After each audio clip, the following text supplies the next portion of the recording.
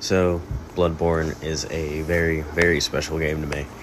And, I was just kind of messing around doing random stuff. And then I've been bouncing around this video idea for a bit now. And I was just like, you know what, let's do it. So, intro out the way. My freshman year, on Christmas break or winter break or whatever you want to call it, because they all wrap it at Christmas and New Year's and all that into one break and all that. I was dumped by my first serious girlfriend, and I get it, freshman and serious don't really go well in the same sentence together, but at the time I thought this was something that would actually last, but a couple days before that, my friend had gotten me a PlayStation gift card, and he's like, hey, I got you a Christmas gift.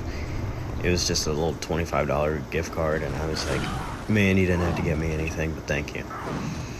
Now, I'd been seeing this game on my PlayStation for a bit, and it was Bloodborne. It was just I wasn't saying a recommended, but it was I'd been looking at it a lot, because I was really curious. I wanted to try. I was curious. I wanted to try one of the Souls games. I just I just wanted to know what it was about. And so I bought the game. It was $10, I still had some money left over. I could get a couple other things. I don't really remember what else I got, because that's just how impactful this game was. The first couple days I had it, I couldn't even get past the most basic enemies in the game. Seriously, I was dying at the little, I wouldn't call them guards, but the villager, or the citizens, the townspeople, or cities people. I literally wasn't even making it 3 feet into a level.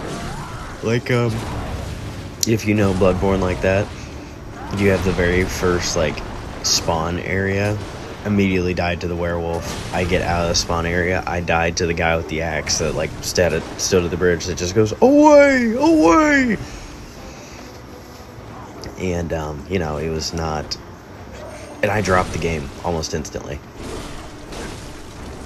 I was like, I'm not doing this. This is stupid. I don't even know why I bought this. I just wasted my money. And then, a couple days into break, I get dumped. I remember the day pretty vividly. She'd put something on her, I was using Snapchat at the time, which, once you get past a certain age, it just stops becoming you wanting to use it all. But so, it was her story that was I hate the feeling when you can't tell your favorite person the most important thing ever. Now, the important thing to remember, or to know here in this situation, is that I'm pretty anti-drug, I guess. I'm sure I lost two people all two of you in the audience. But it's just how I was raised. It's not really I don't need a substance to make me feel good about myself, and that led to a lot of discourse between me and her, because she literally needed it to she needed something to breathe, essentially. She'd wake up, first thing she'd do, go smoke weed, couldn't even eat normally without doing it. It was just crazy. It was an hourly occurrence. Obviously, if you couldn't tell, those don't mix too well. And so I respond to it, just being because I didn't assume it was me. I thought she was talking about a friend or something. And so I was I asked her what's going on, and she's like, I can't do this anymore. And I was just oh. I don't think I really react normally. I would have some kind of reaction to that, but I just put my phone down, and I think I powered it off. Or no, I didn't even do that. I didn't power it off. I remember now. I pick up my phone and I start pressing record, and then I walk outside. Just there's snow on the ground. I'm barefoot. I just walk outside on my back deck, and I pick up a handful of snow, and I just start rubbing it on my chest. I don't know why that was my first thing I went to, but I did that. Maybe now, looking back on it in the moment, it would have brought me comfort. I don't know. I hope it did. I mean, I still have the video, and I think it's hilarious, but, But because of that, then there was no, talking about it. One day she's there, one day she's not. Or 1 hour, essentially. 1 hour she's there, 1 hour she's not. And,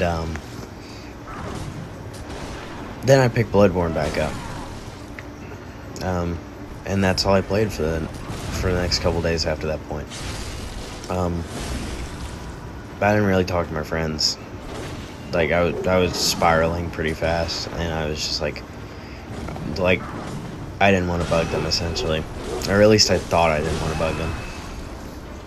And so that's why I recorded this boss fight, actually, because this is when everything kind of changed for me. So Father Gascoigne was I beat the Cleric Beast, and that was the biggest jump ever.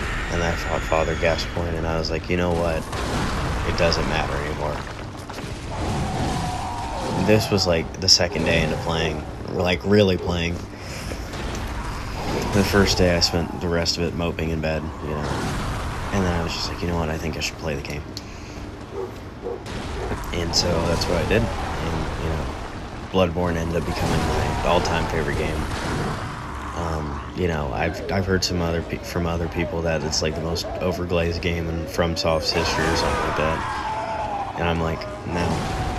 From the way I see it, it deserves every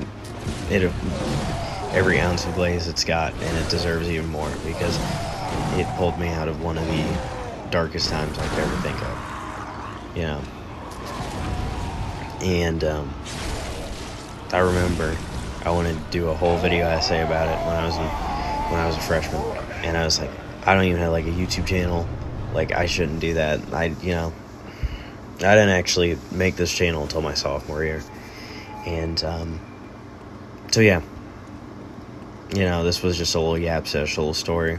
Gotta shout out my friend. You're the GOAT, Alex. You're the reason I'm as confident as I am today, and he didn't even, I doubt he would ever even think about it like that. He'd just be like, I just gave you a gift card, dude, but it's small actions can really mean a lot in the long run. So, yeah, I beat the boss. The Invincible Versus video will probably come out pretty soon. I've been playing ranked. I haven't even left the placement matches yet. I've just been trying to make people rage quit, and it's been going pretty well. So, yeah, you guys all have a nice day. Good afternoon, good evening, and good night. Boop!